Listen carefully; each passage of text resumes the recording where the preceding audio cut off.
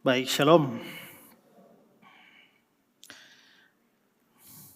Beberapa waktu yang lalu saya menyampaikan firman Tuhan dengan tema mujizat di pondok kecil, dan sudah 5 kali kita bahas tema tersebut, dan saya sudah menyatakan bahwa pada seri yang kelima itu adalah seri yang terakhir dari khotbah tersebut.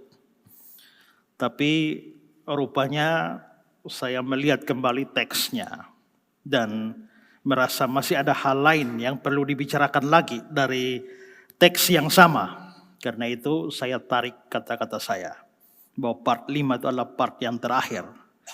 Dan karena itu hari ini saya menyambungnya, sehingga tema kita hari ini adalah mujizat di pondok kecil part yang ke-6 atau bagian ke-6. Nah, seperti saya bilang bahwa mujizat di pondok kecil itu adalah mujizat yang Tuhan Yesus buat di pondoknya atau di rumahnya Simon Petrus, di mana dia menyembuhkan ibu mertua Petrus yang sakit demam.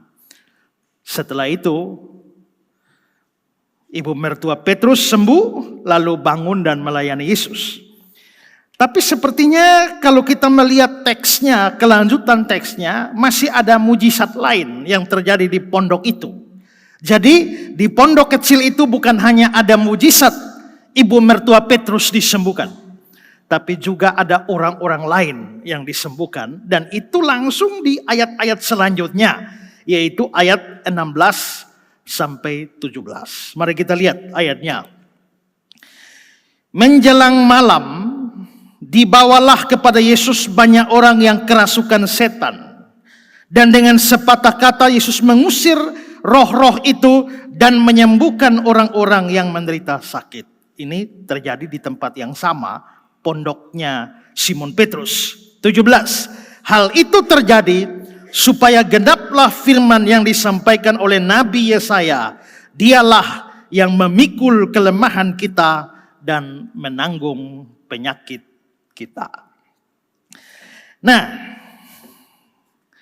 sepanjang pembahasan tentang tema ini saya membahas sudah dalam 5 part itu ada 4 poin penting yang kita sudah bahas. Pertama adalah ibu mertua Petrus yang sakit. Yang kedua, kita membahas soal tindakan Tuhan Yesus terhadap sakitnya ibu mertua Petrus. Yang ketiga, kita membahas soal mujizat yang Yesus lakukan terhadap ibu mertua Petrus. Dan yang keempat adalah tindakan ibu mertua Petrus selanjutnya setelah dia sembuh, yakni dia bangun dan dia melayani Yesus dan rombongannya atau murid-muridnya. Nah, seperti saya katakan tadi masih ada mujizat lain, maka pada bagian ini poin yang kelima, saya akan bahas mujizat lain di pondok kecil. Coba sekali lagi kita lihat supaya ingat ya baik-baik apa yang dikatakan di sana. Menjelang malam, dibawalah kepada Yesus banyak orang yang kerasukan setan, dan dengan sepatah kata Yesus mengusir roh-roh itu dan menyembuhkan orang-orang yang menderita sakit. Hal itu terjadi supaya genaplah firman yang disampaikan Nabi Yesaya.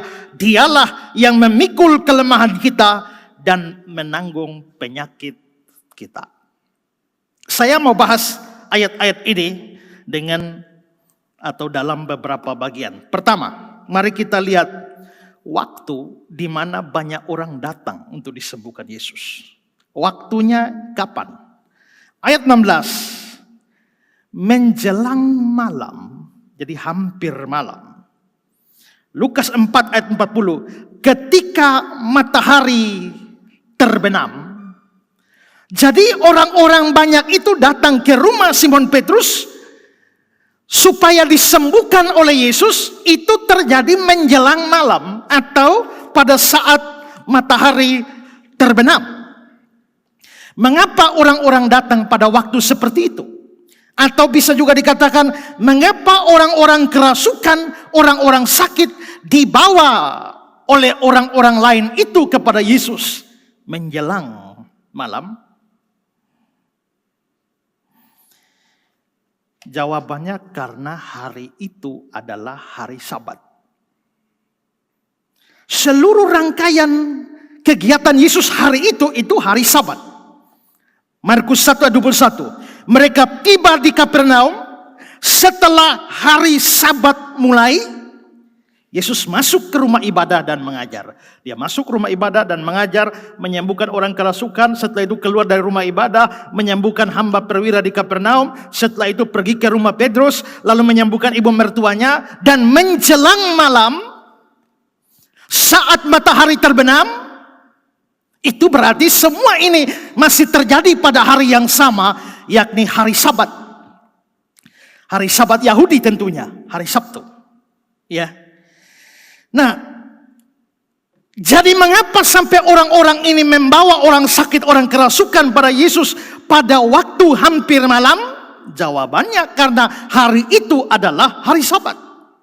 Nah, apa hubungannya hari Sabat dengan datangnya orang-orang pada malam hari atau menjelang malam?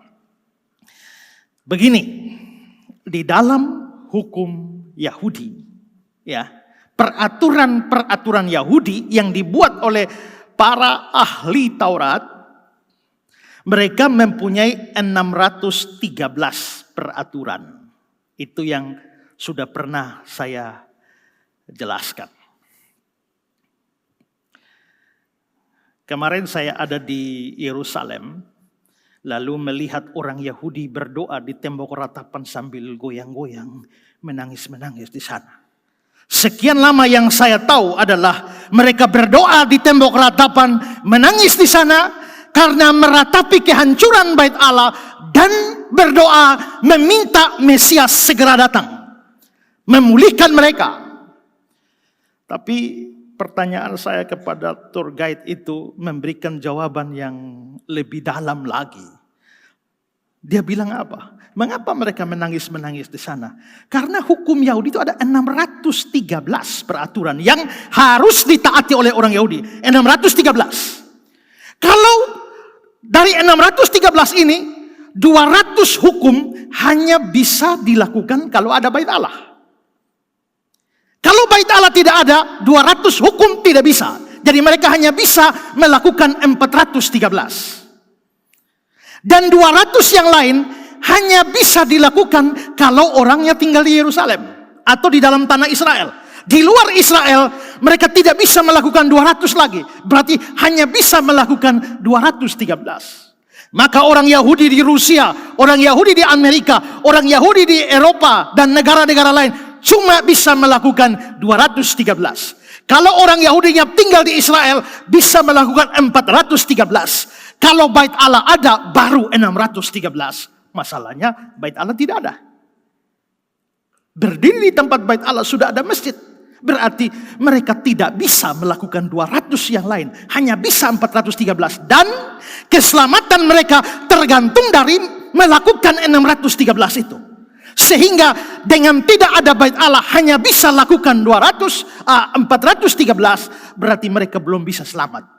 Itulah sebabnya menangis-menangis di situ. Kenapa? Karena kalau bait Allah tidak ada, kita akan masuk neraka.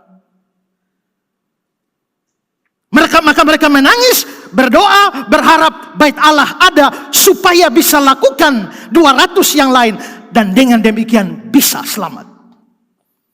Waktu saya mendengar ini saya bilang, waduh, syukur sekali ya orang Kristen ya. Hanya dengan beriman kepada Yesus saja kita diselamatkan. Sedangkan mereka harus melakukan 613. Kurang dari itu masuk neraka. Jadi memang orang Yahudi punya 613 peraturan. Siapa yang cipta 613 peraturan? Bukan firman Tuhan. Tapi ahli-ahli Taurat. Dan memang kadang-kadang mereka menjadikan firman Tuhan sebagai acuan. Tapi lalu dalam perkembangannya muncul segala macam peraturan-peraturan yang jauh sekali dari firman. 613. Di antara itu ada aturan makan, atau aturan minum, segala macam aturan. Dan yang paling ketat itu adalah aturan hari Sabat.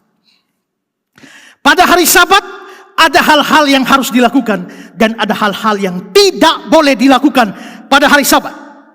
Misalnya, kalau ada perempuan yang melahirkan pada hari Sabat, tidak boleh ditolong. Kalau dia mau melahirkan hari Senin, hari Selasa, hari Rabu, tolonglah. Tapi kalau sampai melahirkan pada hari Sabat, urus persalinan sendiri. Tidak boleh dibantu siapapun. Siapa yang bantu orang bersalin hari Sabat, dosa.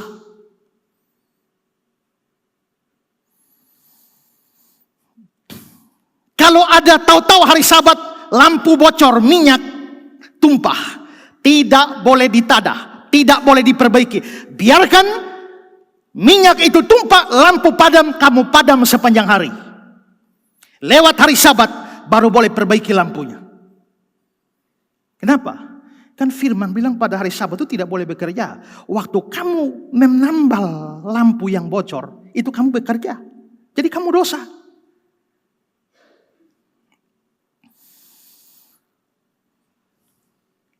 Waktu hari Sabat jangan bekerja.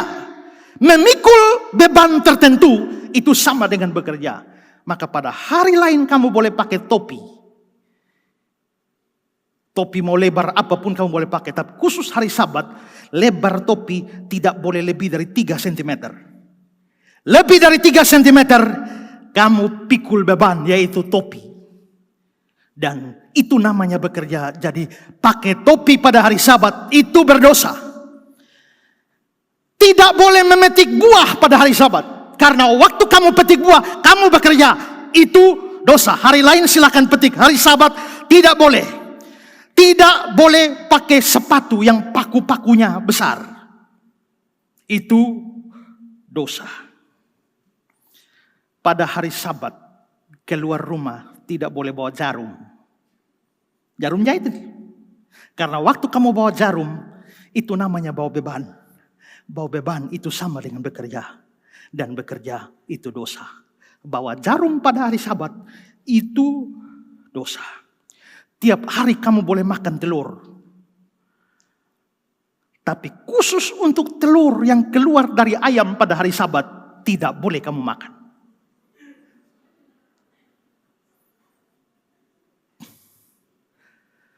Pada hari Sabat, kamu tidak boleh menulis. Kalau kamu hanya sekedar menulis satu huruf di sana, B. Huruf di sana, A. Huruf di sana, ujung sana B. Huruf di sana I. Maka waktu orang lihat B, orang tidak tahu itu apa, kamu tidak dosa. Tapi kalau kamu berani tulis B, A, B, I, babi, itu dosa. Jadi tulis tapi tidak boleh bisa terbaca sebagai kata. Begitu terbaca sebagai kata, dosa. Itu hukum mereka. Pada hari Sabat tidak boleh berjalan dengan membawa beban yang lebih berat dari 2 buah arah kering. Buah arah, sepotong. Buah arah yang kering lagi ringan sekali. Tidak boleh bawa. Lebih dari itu, dosa. Dan pada hari Sabat boleh berjalan. Tapi tidak boleh lebih dari 2000 hasta. 2000 hasta itu berapa? 1 hasta 45 cm. 2000 hasta itu kira-kira 900 meter. Maka sepanjang hari Sabat kamu boleh jalan kemana saja. Tapi ingat, tidak boleh lebih dari 900 meter. Lebih dari 900 meter, kamu dosa. Jadi kalau jalan 300 meter, 400 meter, mentok 900 meter. Jalan 900 meter pada hari Sabat, itulah yang disebut seperjalanan Sabat. Perhatikan Kisah 1 ayat 12. Maka kembalilah rasul-rasul itu ke Yerusalem dari bukit yang disebut Bukit Zaitun yang hanya seperjalanan Sabat jauhnya. Seperjalanan Sabat. Apa artinya? Ya artinya ya jalan yang tidak boleh lebih dari 900 meter. Itu seperjalanan Sabat. Dan yang tidak kalah penting adalah tidak boleh berobat atau mengobati sakit apapun pada hari Sabat. Kecuali sakitnya mengancam nyawa. Tapi sepanjang sakitnya tidak mengancam nyawa, kamu tidak boleh berobat apapun. Tunggu sampai hari Sabat lewat. Baru diobati. Misalnya sakit gigi pada hari Sabat. Kamu tidak, waktu itu sakit gigi itu obat di sana waktu itu cuka. Maka kamu tidak boleh taruh cuka di dalam gigi yang berlubang. Mampus kau sampai sepanjang hari Sabat. Kecuali kamu makan roti bertamu, tahu-tahu tamu taruh cuka di roti yang kamu tidak tahu. Begitu makan, cukanya kena di gigi yang berlubang, lalu sakit giginya hilang. Itu tidak apa-apa. Tapi kalau kamu sengaja taruh cuka, itu dosa. Jadi tidak boleh. Saudara lihat, agama seperti ini itu bikin stres orang. Iya kan? Bikin frustrasi orang. Ini, itu aneh-aneh. Makanya di Matius 11 Yesus bilang, marilah kepadaku semua yang letih lesu dan berbeban berat. Aku berikan kelegaan, istirahat padamu. Itu bukan karena orang punya masalah-masalah hidup. Bukan. Konteksnya adalah orang yang bebannya berat karena peraturan-peraturan agama yang terlalu menekan mereka. Itulah sebabnya Tuhan Yesus sering tabrak aturan ini. Makanya Yesus sering bertikai dengan orang-orang Yahudi. Peraturannya tidak boleh menyembuhkan pada hari Sabat. Tapi lihatlah apa yang Yesus lakukan. Yohanes 9, 14, 16. Adapun hari waktu Yesus mengaduk tanah. Aduk tanah ini sudah dosa nih. Ya. Dan memelekkan mata orang. Sembuhkan mata orang. Adalah hari Sabat. Itu menurut ahli Taurat. Yesus sudah berdosa. Maka kata sebagian orang Farisi itu, orang ini tidak datang dari Allah sebab dia tidak memelihara hari Sabat.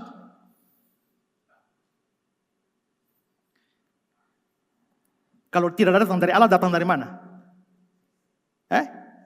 Dari setan. Jadi para ahli Taurat orang Farisi anggap Yesus ini nabi palsu dari setan karena tidak menghormati hari Sabat. Masakan hari Sabat aduk-aduk lumpur, masakan hari Sabat sembuhkan orang. Matius 12, 1 dan 2. Pada waktu itu, pada hari Sabat, Yesus berjalan di ladang gandum. Karena lapar, murid-muridnya memetik bulir gandum dan memakannya. Melihat itu berkatalah orang Farisi kepadanya, lihatlah murid-muridmu berbuat sesuatu yang tidak diperbolehkan pada hari Sabat. Petik gandum dan makan. Jadi Yesus sering bertikai gara-gara hukum Sabat ini.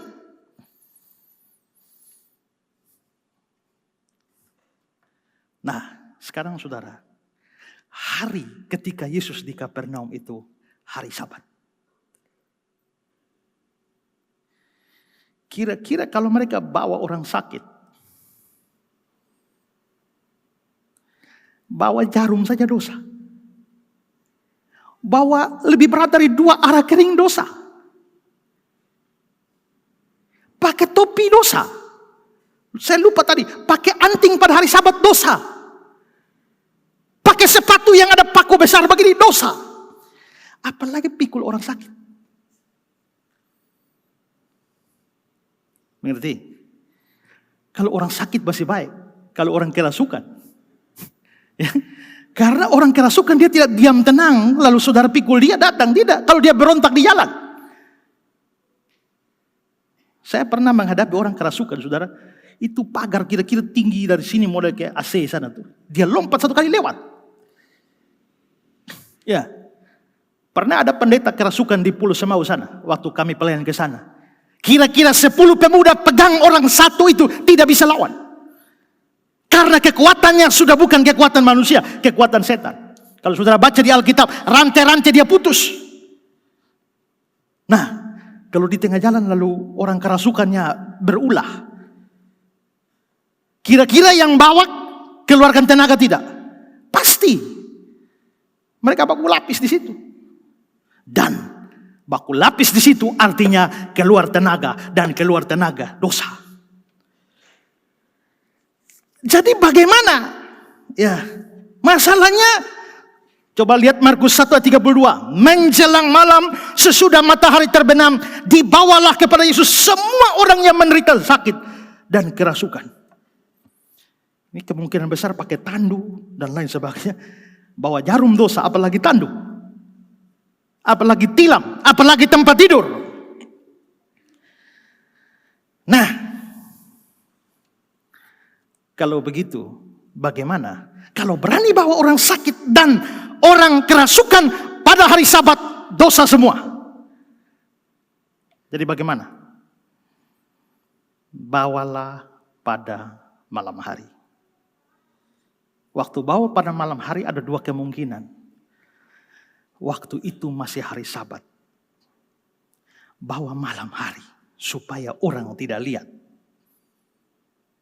Atau kemungkinan lain adalah memang pada malam hari, hari Sabat sudah selesai. Karena ingat, kita punya hari hitung dari pukul 00, itu ganti tanggal. Pukul 00 ganti tanggal 22, 23, 23, 24, pukul 00. Orang Yahudi ganti tanggal itu jam 6 sore. Jadi yang disebut hari Sabat itu hitungan kita mulai hari Jumat 6 sore sampai hari Sabtu 6 sore. Nah, kalau jam 6 sore hari Sabtu 6:15, itu hari Sabat sudah lewat. Menjelang malam. Jadi mereka tahan diri sepanjang hari Sabat, tidak bawa orang sakit dan orang kerasukan. Menjelang malam saat jam 6 sore lewat, hari Sabat selesai. Maka keluarlah mereka pada kesempatan pertama ketika hukum Yahudi mengizinkan bisa membawa beban. Maka pada saat itulah mereka membawa begitu banyak orang sakit dan orang kerasukan supaya disembuhkan oleh Yesus. Mereka tidak boleh menunda lagi, karena kalau mereka tunda, hari ini Yesus ada di rumah Petrus, tapi besok dia sudah pergi, maka mereka kehilangan kesempatan disembuhkan dan ditolong dari kerasukan itu. Mana yang benar? Apakah mereka datang sebelum hari Sabat selesai atau setelah hari Sabat selesai? Saya cenderung pada yang kedua, tapi ini menunjukkan bahwa mereka tidak ingin kehilangan kesempatan untuk ketemu Yesus. Mereka tidak ingin kehilangan kesempatan untuk dilawat oleh Yesus. Pada kesempatan pertama, lebih awal, segera setelah Sabat lewat, menjelang malam, saat matahari terbit, mereka tidak berlambat-lambat datang kepadanya. Mereka tidak membiarkan dia pergi dan melalui mereka begitu saja. Apa yang mereka lakukan mungkin seperti yang dikatakan Yesaya 55 ayat 6. Carilah Tuhan selama ia berkenan ditemui. Berserulah kepadanya selama ia dekat. Selagi dia masih ada di kampung kita, di Kapernaum, selagi dia masih ada di rumah Simon Petrus, jangan lewatkan kesempatan ini. Begitu kesempatan pertama bisa melewati hukum Sabat, segera temui Yesus. Matthew Henry bilang, seharusnya kita merasa lebih terdorong lagi untuk semakin mencari Kristus begitu melihat orang lain mengalami damai sejahtera bersama dia. Mereka pasti tahu ada orang yang disembuhkan di rumah ibadah yang kerasukan setan. Mereka tahu hamba perwira Kapernaum disembuhkan Yesus dalam perjalanan ke rumah Petrus. Mereka tahu ibu mertua Petrus disembuhkan oleh Yesus. Kabar tentang Yesus menolong banyak orang sakit dan orang kerasukan tersebar di seluruh Kapernaum. Dan jikalau orang lain tolong, saya juga. Ya, orang lain ditolong, saya juga. Seharusnya kita merasa lebih condong lagi semakin mencari Kristus begitu melihat orang lain mengalami damai sejahtera dengannya. Tapi saudara, di sisi lain datang menjelang malam. Ingat ya, hari Sabat tidak boleh melakukan ini, tidak boleh itu, ini, itu. Tapi ada perkecualian, khusus bagi imam atau orang yang melayani. Justru imam-imam yang melayani, hari Sabat itu hari paling sibuk. Karena mereka mulai melayani sejak berikan korban-korban, mulai dari awal Sabat sampai akhir Sabat. Dan Yesus juga melayani banyak hal. Mulai Sabat dia masuk rumah ibadah dan mengajar, menghabiskan energi mengajar di sana. Belum lagi ada orang kerasukan setan pada waktu dan dia sembuhkan. Selesai mengajar, keluar di perjalanan, masih datang lagi perwira Kapernaum minta tolong lagi. Lalu dia sembuhkan, sampai di rumah lagi masih tolong ibu mertua Petrus lagi yang sakit demam. Dan seharusnya pada malam hari itu adalah waktu istirahat. Tapi datang satu rombongan besar menjelang malam. Barclay bilang, Allah sebenarnya telah memberikan siang kepada manusia untuk kerja, malam hari untuk beristirahat. Malam hari adalah waktu yang seharusnya tenang, di mana semua pekerjaan perlu ditinggalkan. Tapi hari Sabat ini Yesus tidak mengalami hal itu. Pada waktu itu seharusnya istirahat, dia malah dikerumuni oleh orang banyak dengan segala keperluan dan kebutuhan manusiawinya. Bahkan dalam laporan Markus 1:33, maka berkerumunlah seluruh penduduk kota itu di depan pintu. Seluruh orang Kapernaum di depan pintu rumah Petrus. Menariknya, Yesus tidak emosi. Yesus tidak mengeluh. Yesus tidak mengusir mereka. Tapi Matius 8 ayat 16, Yesus mengusir roh-roh itu dan menyembuhkan orang-orang yang menderita sakit. Bagi Yesus, siapapun yang datang, tidak peduli dia capek, tidak peduli dia lelah, tidak peduli sudah sepanjang hari bekerja, tapi pelayanan harus tetap dia lakukan. Kata Barclay, dan tanpa perasaan lelah atau perasaan mementingkan diri sendiri, Yesus melayani orang banyak itu dengan kemurahan ilahinya. Jadi selama ada jiwa yang membutuhkan, maka Yesus tidak pernah istirahat. Selama ada jiwa membutuhkan. Ini mengajarkan kepada kita bahwa Tuhan kita Yesus Kristus tidak pernah merasa repot menolong orang lain. Tuhan kita Yesus Kristus tidak pernah merasa terganggu dengan kesulitan-kesulitan, masalah-masalah orang lain. Tuhan kita Yesus Kristus tidak pernah bosan dengan penderitaan-penderitaan manusia. Dia mengerti seluruh penderitaan dan kesulitan manusia. Dan dia selalu mau menolong mereka yang datang dan berharap kepadanya. Karena itu, tidak boleh ada satupun di antara kita yang ragu datang kepada Yesus. Tidak peduli sebesar apa penderitaan kita, sehebat apa kesulitan kita, sebesar apa problem kita, semua boleh datang pada Tuhan Yesus. Dia mengerti bahasa. Dia mengerti bahasa tetesan air mata, waktu badai mengamuk dan gelombang menerjang. Tuhan Yesus setia. Barclay bilang, di mana ada kesulitan, di sana Yesus hadir menggunakan kuasanya. Dia tidak memilih tempat dan orang. Dia menyadari desakan universal kebutuhan manusia. Yesus kawan yang sejati, yang menanggung dosamu. Tiap hal boleh dibawa dalam doa padanya. Tiap hal boleh dibawa. Tuhan Yesus sahabat sejati, sobat dari Galilea. Pertama, sekarang kedua. Beberapa catatan terkait mujizat-mujizat yang terjadi.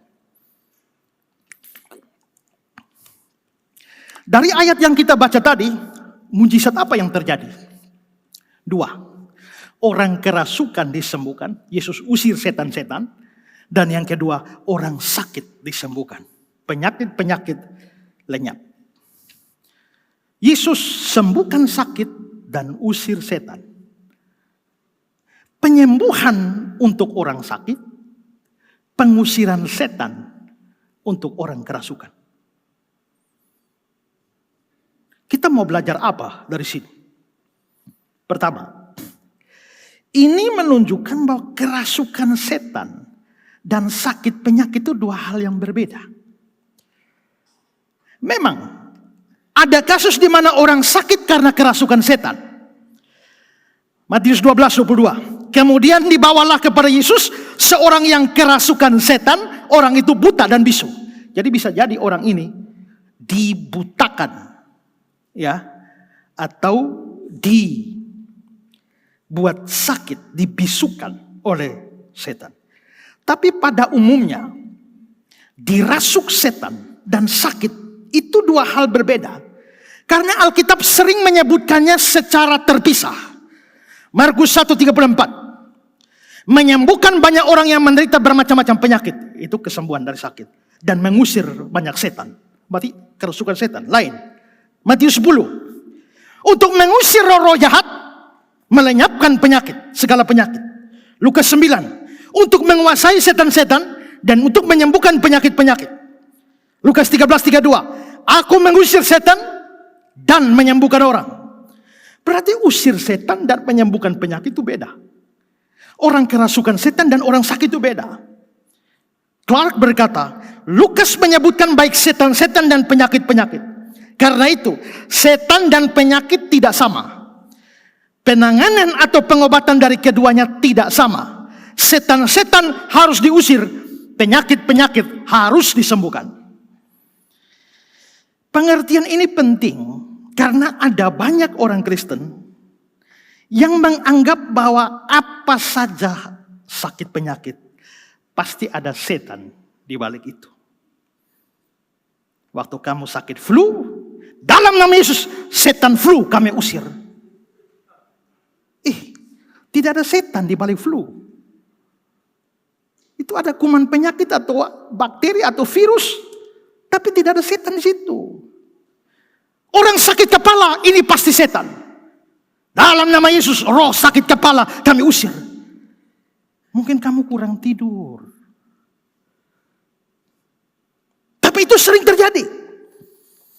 Karena itulah maka kita bisa lihat dalam banyak kasus sakit penyakit, anggap ada setan di balik itu, orang tidak mau pergi ke dokter.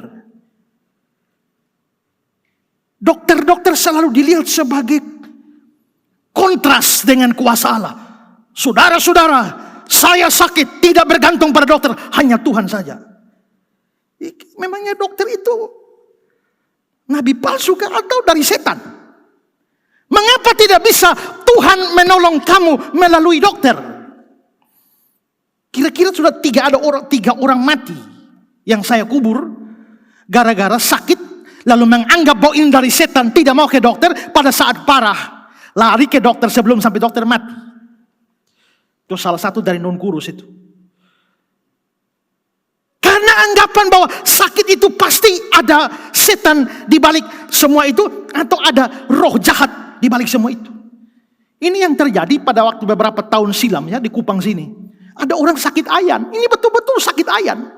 Pergi tim doa berdoa. Ini ada setan di dalam. Dan anehnya setan ini tidak bisa keluar kecuali dihajar pakai kayu damar. Maka mereka pergi ambil kayu damar, dalam nama Yesus, blak, dalam nama Yesus, blak, terus dalam nama Yesus hantam terus mati. Akibatnya yang masuk penjara mereka bukan setan. Itu karena menganggap bahwa semua sakit dari setan. Memang kita tahu setan bisa menyebabkan sakit, tapi tidak berarti semua sakit dari setan. Ada sakit yang murni sakit fisik, ada sakit yang memang faktor psikis. Orang terlalu stres bisa kena mah. Makanya firman bilang hati yang gembira adalah obat. Itu khusus sakit psikis. Tapi ada murni fisik yang tidak ada campuran psikis, tidak ada campuran setan-setan. Itu murni sakit. Jangan semua dilempar ke setan. Kasihan juga setan. Setan memang jahat tapi sering difitnah.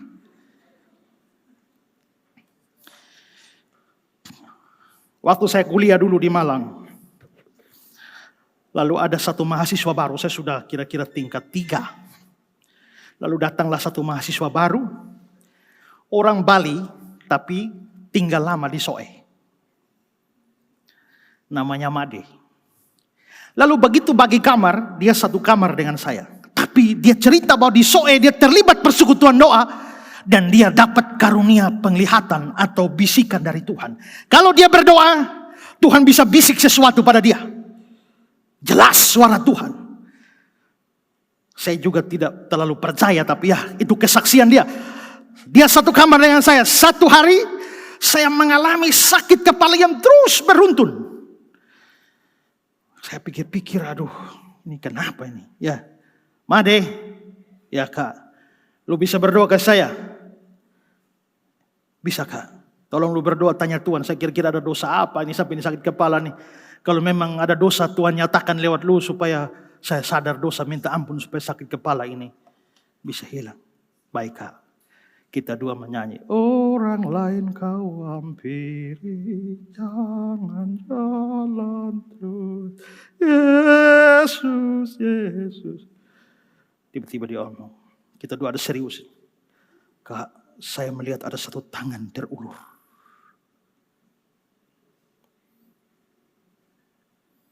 Apalagi Made. Soalnya tangan terulur tapi lama gitu. Tangan terulur. Tiba-tiba muncul sebuah gelas di dalam tangan itu. Ini kan orang biasa penglihatan tuh tidak langsung jelas ya. Pasti pakai simbol-simbol ini yang susah tuh ya. Ya, ada sebuah gelas di tangan itu. Terus ada satu tangan membawa jeruk dan beras di sana. Saya dalam hati saya bilang, apa ini? Itu dosa apa ini Tuhan? Made, ya Kak, coba lu tanya Tuhan itu apa maksudnya itu tangan yang beras jeruk itu. Dia berdoa. Kakak, ya Tuhan bilang kakak kekurangan vitamin C.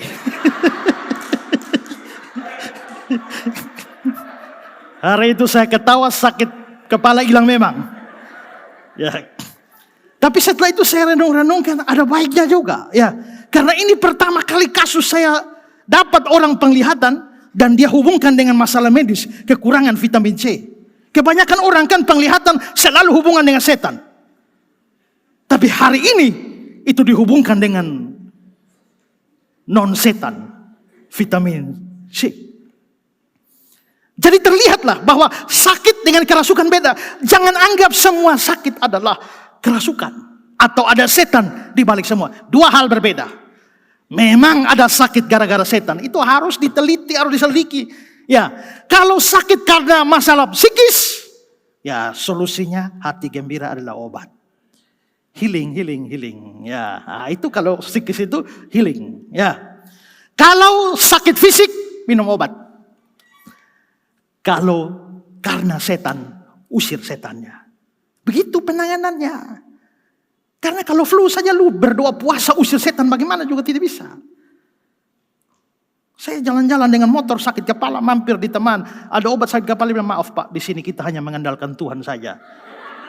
Oh begitu, permisi gitu. Ingat, Paulus itu jalan-jalan ada temannya namanya Lukas. Lukas yang tulis Injil Lukas tuh kerjanya tabib, kerjanya dokter. Dia dokter, maka dia pasti mengobati Paulus di dalam perjalanan. Yesus sendiri dikenal sebagai tabib yang ajaib, dokter yang ajaib. Maka beriman kepada Tuhan tidak boleh anti dokter.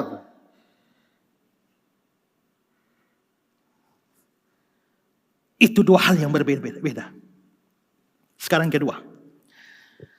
Pada waktu Yesus mengusir setan-setan dari orang kerasukan, dia larang setan-setan bicara. Memang di dalam Matius tidak ada, tapi di dalam versi Markus 1 ayat 34. Dia tidak memperbolehkan setan-setan berbicara sebab mereka mengenal dia. Jadi waktu Yesus usir setan-setan, dia larang setan-setan jangan bicara. Kenapa? Karena setan-setan kenal Yesus. Memangnya setan kenal Yesus sebagai apa? Dalam versi Lukas. Lalu ia dengan keras melarang mereka dan tidak memperbolehkan mereka berbicara karena mereka tahu dia adalah Mesias. Jadi karena setan tahu Yesus itu Mesias, Yesus itu Kristus, maka Yesus tidak mengizinkan setan-setan berbicara tentang kemesiasannya atau kekristusannya. Kenapa? Bukankah lebih bagus banyak orang tahu Yesus itu Mesias? Kristus. Tahu banyak orang Yahudi tidak percaya Yesus adalah Kristus. Bukankah ada baiknya setan mempublikasikannya? Mengapa Yesus larang? Ada penafsir yang mengatakan Yesus melarang karena Yesus tidak ingin dipublikasikan oleh setan. Atau Yesus tidak ingin terpublikasi atas jasa setan. Perhatikan kata-kata Jacob Van Bruggen. Larangannya menunjukkan bahwa Yesus tidak mau memanfaatkan pengetahuan mereka, pengetahuan setan, sebagai dukungan tidak langsung pun tidak. Biarlah mereka berdiam diri agar Kapernaum bicara. Di Kapernaum sudah ada banyak mujizat.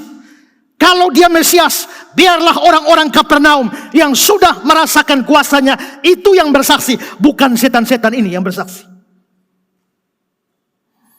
Biarlah Kapernaum berbicara. Manusia tidak dilarang Kristus untuk berbicara mengenai dirinya. Roh-roh jahat yang tahu benar siapa Yesus harus berdiam diri.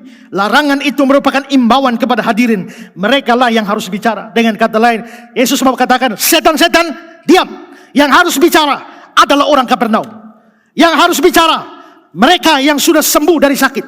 Yang harus bicara mereka yang telah dilepaskan dari setan-setan. Yang harus bicara mereka yang telah mendengar pengajarannya. Itu yang harus bicara, bukan setan-setan ini. Dengan kata lain, Yesus memang harus dikenal. Tapi Yesus tidak mau memanfaatkan jasa setan. Dia harus berhasil. Tapi dia tidak mau ada andil setan di dalam keberhasilannya. Ini mirip dengan yang terjadi pada Paulus. Pada waktu dalam pelayanan Paulus, ada setan yang bantu publikasi Paulus. Dan publikasinya bagus. Coba lihat kisah 16. Pada suatu kali ketika kami pergi ke tempat sembahyang itu, kami bertemu dengan seorang hamba perempuan yang mempunyai roh tenung. Ini kayak dukun-dukun ini ya. Dengan tenungan-tenungannya tuan-tuannya memperoleh penghasilan besar.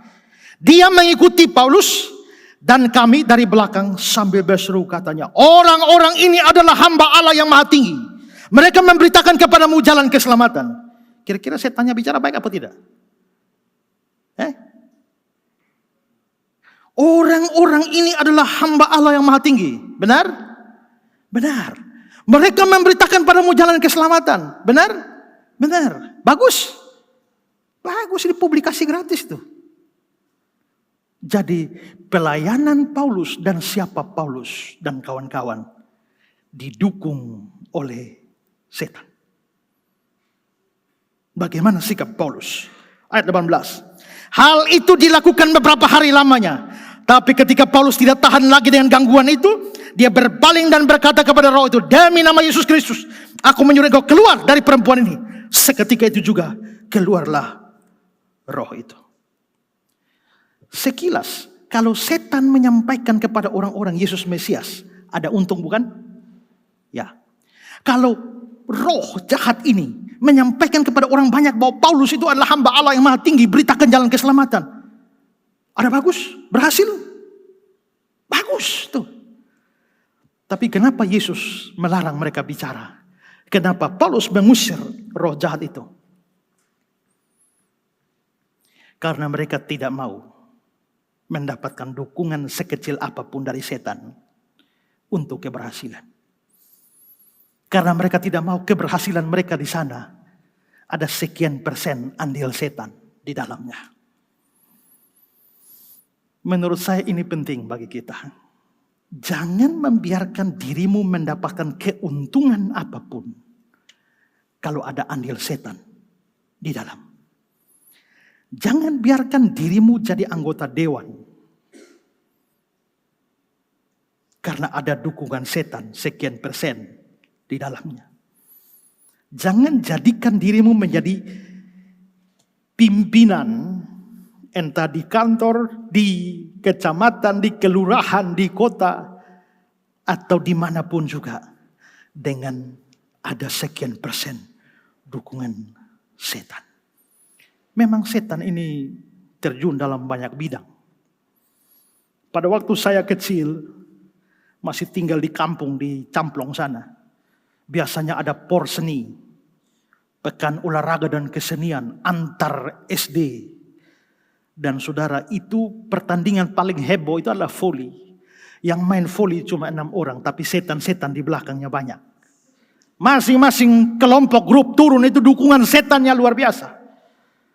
Ya, saya teringat juga bahwa papa saya waktu itu kepala sekolah. Dan untuk menghadapi setan-setan itu, siapkan beberapa hamba Tuhan yang dipakai Tuhan. Jadi pokoknya mau pertandingan pagi, malam kita sudah berdoa, cabut segala macam jimat-jimat yang sudah ditaruh di sudut-sudut segala macam. Itu peperangan luar biasa. Setan-setan terlibat dalam voli. Itu berarti ada orang bisa memenangkan pertandingan olahraga karena jasa setan di sana. Kalau orang sakit pergi ke dukun, dia menjadi sembuh, tapi ada andil setan di sana. Kalau kamu dapat jodoh karena obat nona dan obat nyong, berarti ada andil setan di dalam rumah tanggamu. Dan ingat, setan bukan dermawan. Setan itu businessman yang tidak mau rugi. Kalau dia pernah berandil di dalam keberhasilanmu, jangan pikir dia tidak tagih sekalian bunga-bunganya. Masa kecil saya mendengar cerita bahwa seorang yang kaya sekali, tapi rumor berkembang bahwa kekayaannya itu sebagai hasil kawin dengan kuntilanak. Maka malam tidur, istrinya bangun pagi sudah bisa dikolong tempat tidur. Dan dia tidur dengan kuntilanak. Tapi sebagai tumbalnya, setiap tahun harus ada 1 orang dari rumah itu yang mati. Sebagai tumbalnya. Maka dia pakai banyak pegawai. Dia pakai banyak pembantu. Jadi satu-satu berguguran, tiap tahun ada. Setan bukan dermawan. Jadi jangan mau mendapatkan keuntungan, mendapatkan keberhasilan, mendapatkan apapun. Unsur setan di dalamnya. Banyak orang supaya kaya, korupsi, mencuri. Bukankah itu juga pasti ada jasa setan? Karena korupsi adalah dosa, pasti ada setan di balik itu. Korupsi supaya kaya, berarti faktor setan masuk ke dalam kekayaanmu. Menyontek supaya lulus ujian. Maka bisa lulus karena menyontek. Itu pasti ada unsur setan di dalam. Saya kasih ujian mahasiswa teologi. Ini mahasiswa teologi. Begitu hasil ujian. Kalau matematika, 5 kali 5 berapa? Datang 10 orang, jawab 25, sama. Itu wajar. Tapi kalau apa pendapatmu tentang inkarnasi? Terus jawaban semua sama, kata demi kata, titik koma. Ini sebuah keajaiban. Mujizat. Saya panggil itu yang soal sama. Siapa nyontek siapa? Atau kalian nyontek dari mana? Kasih tahu saya. Mereka tidak jawab. Lebih baik kasih tahu. Kalau yang tidak beritahu, saya anggap semua saya kasih gagal semua. Jadi kalau tidak mau, yang dicontek lebih baik omong, kau selamat. Tapi kalau tidak omong semua gagal. Lalu saya satu dia yang nyontek saya, Pak. Oke, yang nyontek gagal. Sekarang saya tahu. Tanya, kau tahu kau dicontek? Tahu, Pak. Lalu kau biarkan? Iya, Pak. Kau juga musnah. Gagal. Bagaimana kalian sekolah teologi jadi pendeta untuk dapat keberhasilan nyontek? Itu kalau sampai kalian lulus, ada unsur setan di balik kelulusan itu.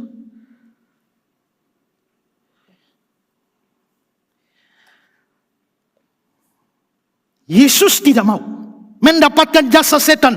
Demikian juga Paulus. Tapi problemnya adalah Yesus melarang setan bicara. Larangan untuk menyampaikan dia Mesias bukan hanya diberikan pada setan-setan. Tapi bahkan murid-murid Yesus pun tidak boleh. Perhatikan Matius 16 ayat 20. Lalu Yesus melarang murid-muridnya supaya jangan beritahu kepada siapapun bahwa dia Mesias. Berarti larangan ini bukan setan, hanya setan. Tapi juga murid-murid.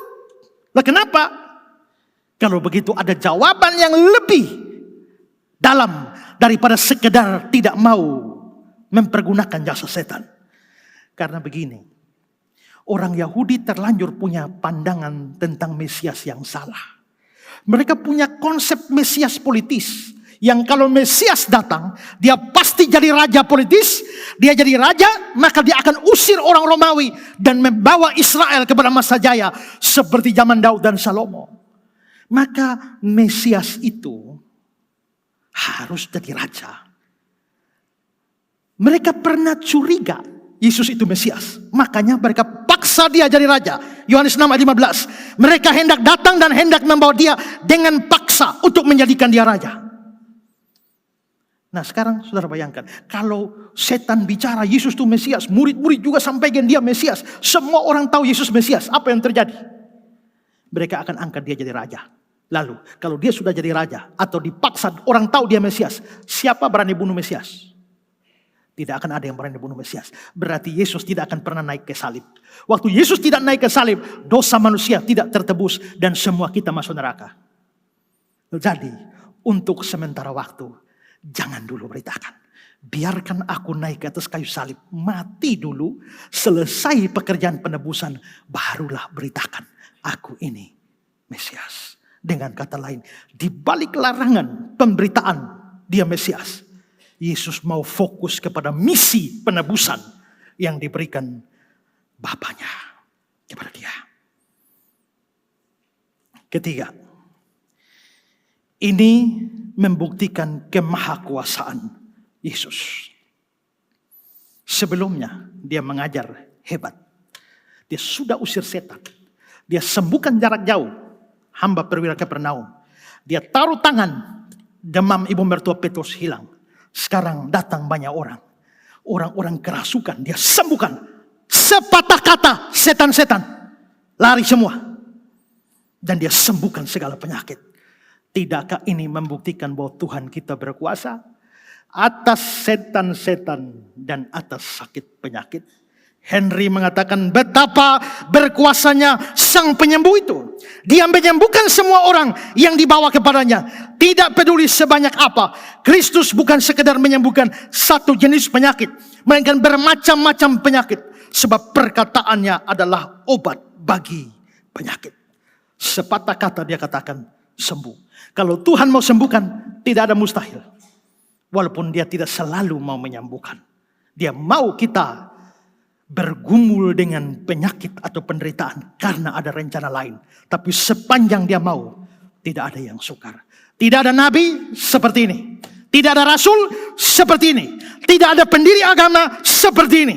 Satu-satunya penguasa atas setan-setan, atas sakit-sakit, atas kuasa maut, atas kuasa alam semesta. Hanya satu, tukang kayu dari Nazaret ini. Sekarang yang ketiga, yang terakhir. Kegenapan nubuatan Nabi Yesaya. Nah, setelah Yesus sembuhkan banyak sakit dan orang kerasukan, Matius lalu menghubungkan peristiwa itu dengan kata-kata dalam kitab Yesaya. Matius 8:17. Hal itu terjadi supaya genaplah firman yang disampaikan Nabi Yesaya. Dialah yang memikul kelemahan kita dan menanggung penyakit kita.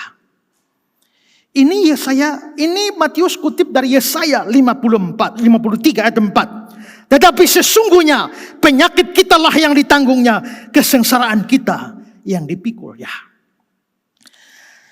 Saudara, pada waktu kitab Yesaya mengatakan itu, sesungguhnya penyakit kita yang ditanggung, kesengsaraan kita yang dipikul. Itu sebenarnya penyakit jasmani atau penyakit rohani. Ada yang mengatakan itu penyakit jasmani dan penyakit rohani. Tapi konteks ayatnya itu menunjukkan bahwa itu bukan penyakit jasmani. Perhatikan Yesaya 53, mulai dari ayat 4 sampai ayat 6. Tetapi sesungguhnya penyakit kita lah yang ditanggungnya, kesengsaraan kita yang dipikulnya. Ini yang dikutip oleh Matius. Padahal kita mengira dia kena tulah, dipukul dan ditindas Allah. Tapi dia tertikam oleh karena pemberontakan kita. Berarti ini pemberontakan. Dia diremukan oleh kejahatan kita. Oleh bilur-bilurnya kita menjadi sembuh. Ayat 6. Kita sekalian sesat. Kita mengambil jalannya sendiri. Tuhan menimpakan kepadanya kejahatan kita. Pemberontakan kita. Kejahatan kita. Kita sesat. Kita mengambil jalan sendiri-sendiri.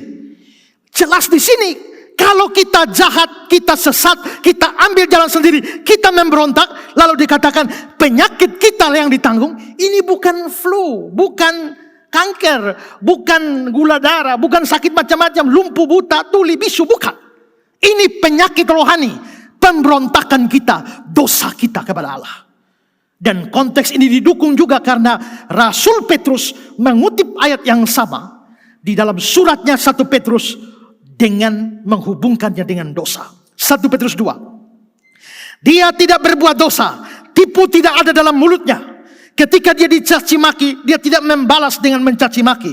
Ketika dia menderita, dia tidak mengancam, tapi dia menyerahkan kepada Dia yang menghakimi dengan adil. Dia sendiri telah memikul dosa kita di dalam tubuhnya di kayu salib. Jadi ini bicara dosa. Supaya kita yang telah mati terhadap dosa hidup untuk kebenaran. Oleh bilur-bilurnya kamu sembuh. Yesaya 53. Sebab dahulu kamu sesat seperti domba. Sekarang kamu telah kembali kepada gembala pemelihara jiwamu. Berarti kata-kata dia menanggung penyakit kita itu bukan penyakit jasmani, penyakit rohani. Oleh bilur-bilurnya kamu sembuh. Ini bukan sembuh jasmani, tapi sembuh rohani. Karena itu, kalau sampai di KKR kesembuhan ilahi, lalu orang mau, mari yang buta tuli lumpuh, mari maju. Bilurnya membawa kesembuhan. Asal percaya saja semua sakit hilanglah. Salah. Karena ayat itu bukan bicara kesembuhan jasmani. Kesembuhan rohani. Kesembuhan rohani itu yang bagaimana? Ku hilang buta bercela, olehnya aku sembuh. Itu sembuh rohani. Tapi kalau memang ayatnya sembuh rohani, kenapa setelah Yesus usir setan dari orang kerasukan, menyembuhkan berbagai penyakit, kok Matius menghubungkan ini dengan Yesaya 53 yang sebenarnya penyakit rohani? Tidakkah penghubungan ini menunjukkan bahwa ayat itu bicara kesembuhan jasmani? Tidak. Kenapa? Kalau memang tidak, kenapa Matius menghubungkannya? Karena Matius tahu pikiran Yesus. Yesus itu punya satu kebiasaan. Biasa dia melakukan sebuah mujizat jasmani untuk meloncat kepada sebuah kebenaran rohani. Itu ciri khas Yesus. Misalnya, ada orang buta. Kalau orang buta tidak lihat apa-apa, gelap sekali. Seluruh dunia gelap. Lalu Yesus bikin mujizat, mata lihat. Begitu mata lihat, sekarang buka mata sudah lihat terang. Nah, kalau begitu orang buta yang tadi gelap sudah terang. Begitu penyembuhan selesai, Yesus meloncat kepada kebenaran rohani. Akulah terang dunia. Dari jasmani, loncat ke rohani. Begitu Yesus bikin mujizat, orang banyak, ribuan orang makan 5 roti, 2 ikan, kenyang. Lalu begitu orang sudah makan roti dan kenyang, Yesus loncat kepada yang rohani. Akulah roti hidup.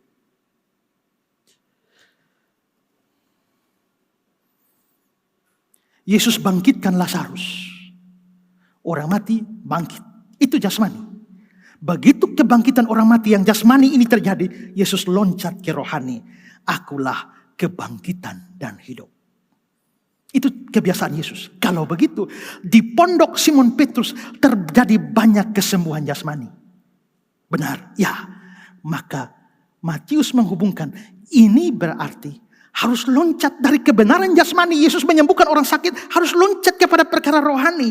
Bahwa Dia jugalah yang menyembuhkan kita secara rohani. Di sini Lazarus bangkit, tapi aku kebangkitan dan hidup. Di sini ada roti yang dimakan.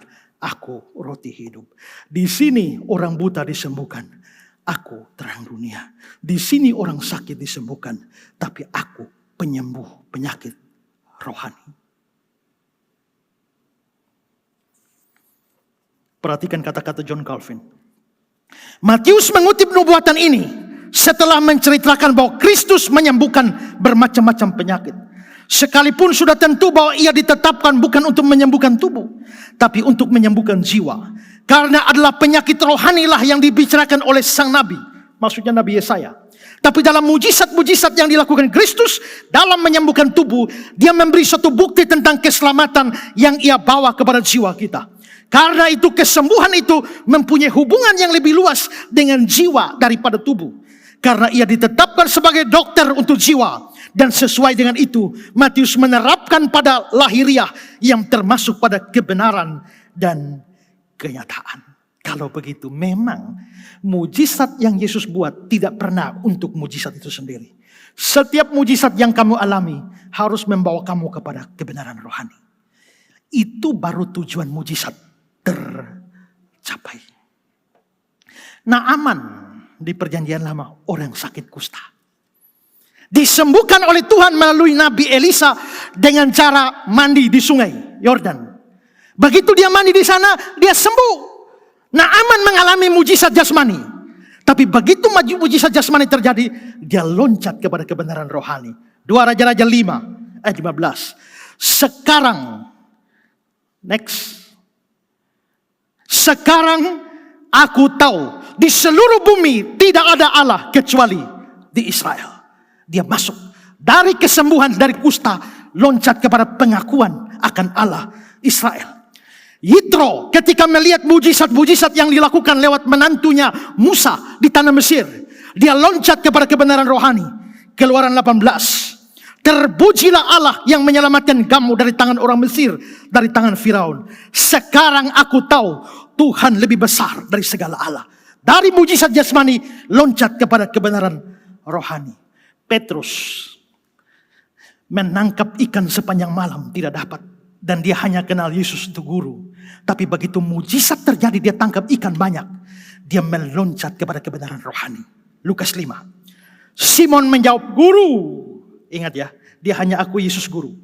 Telah sepanjang malam kami kerja keras, tidak tangkap apa-apa. Tapi karena engkau menyuruhnya, aku menebarkan jala juga.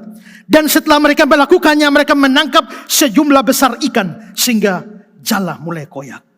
Perhatikan ayat 8. Ketika Simon Petrus melihat hal itu, tersungkurlah di depan Yesus dan berkata, Tuhan, tadi guru, sekarang Tuhan. Pergilah daripadaku, aku seorang berdosa. Urusan dosa, urusan rohani. Apa urusan ikan dengan dosa? Tapi Petrus bisa bawa urusan ikan sampai masalah rohani, dosa.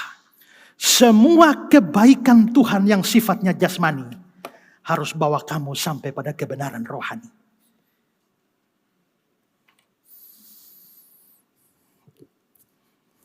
Agustus top lady. Satu hari dalam perjalanan, tiba-tiba datang badai besar. Hampir merenggut nyawanya.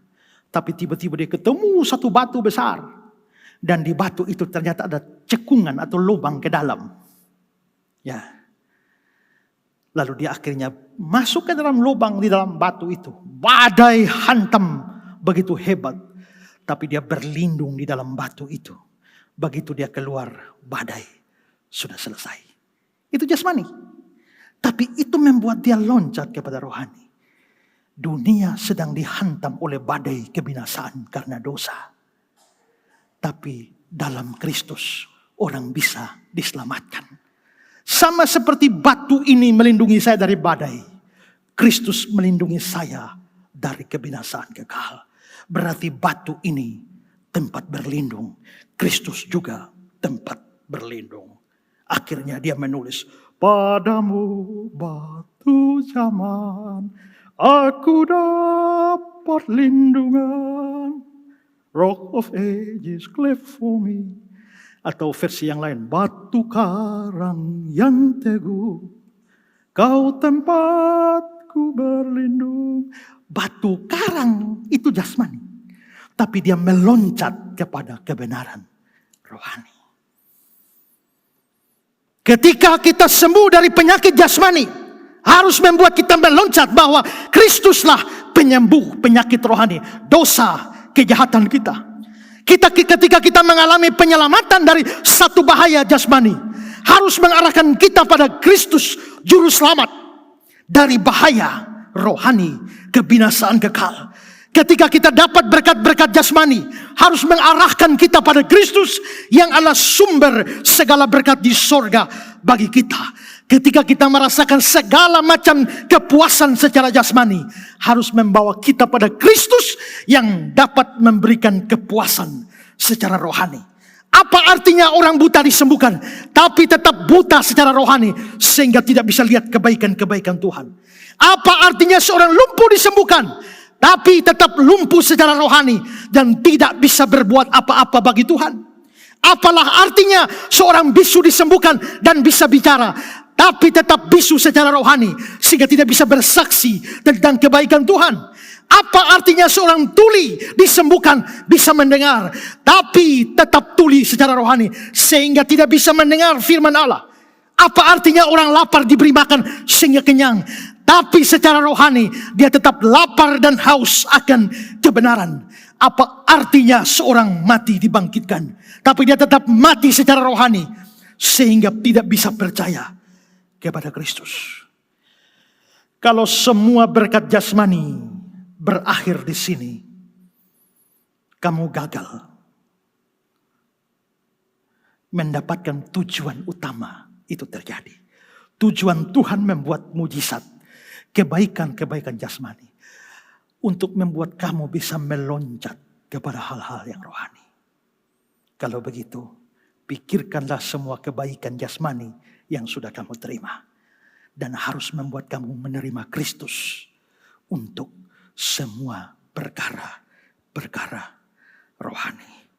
Kiranya setiap kita bisa bikin loncatan iman dari perkara jasmani kepada perkara rohani. Tuhan Yesus memberkati kita. Amin.